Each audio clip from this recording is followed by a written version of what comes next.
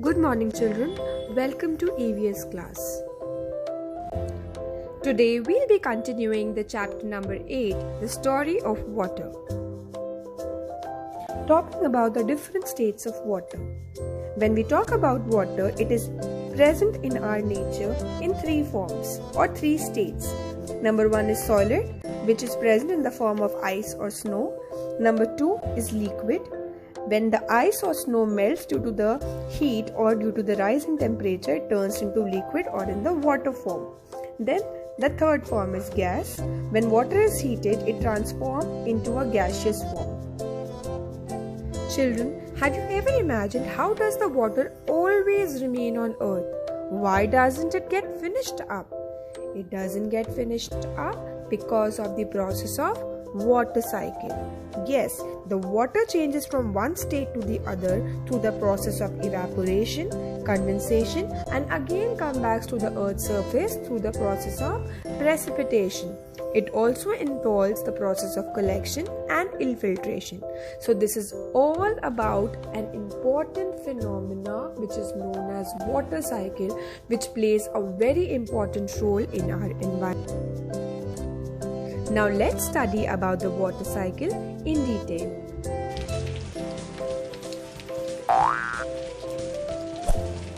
Hello friends, I am Drippy. You know that rain makes the grass green and it makes your garden grow. Have you ever wondered what makes rain though? Let's learn, how does rain form? First we will need the sun. So here is the sun. When the sun shines, the heat of the sun warms the water, turning it into an invisible gas called water vapor. This process, the changing of water into a gas, is called evaporation. Because gas is lighter than liquids, water vapor rises up into the sky, and they further move up into the way from Earth's surface due to the temperature of gas. So, in the sky, the water vapor cools and changes back into tiny water droplets. This change of water vapor into water droplets is called condensation, and it's the opposite of evaporation. Clouds are made up of tiny water droplets, so when condensation occurs in the sky, clouds form and grow. Let's see it from a closer perspective. The droplets bang together and form even bigger drops. When the drops get heavy, they fall because of gravity. They even grow and bump into one another on their journey from the cloud to the ground, and every single raindrop that reaches the ground is made of 1 million of the original tiny water droplets. Raindrops fall on the ground's surface when the sun can shine on them, and the whole process happens again. This whole process is called a water cycle, and keeps the water moving from the ground to the sky, fulfilling the water needs of the plants, animals, and people to survive.